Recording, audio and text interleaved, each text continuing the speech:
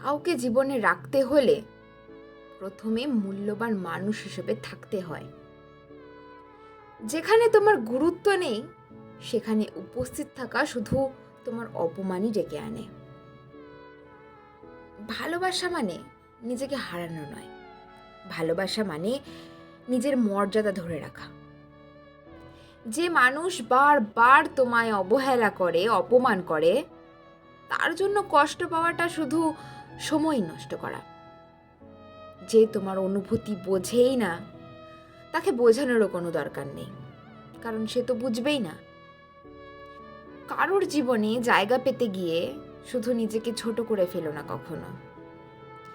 সত্যি কথা তো এটাই যে আমরা অনেক সময় ভুল জায়গায় নিজেদের প্রমাণ দিতে যাই, কিন্তু যারা আমাদের ভালোবাসে তারা কিন্তু কখনো প্রমাণ চায় না, বরং নীরবে আঁকলে রাখে যত্নে।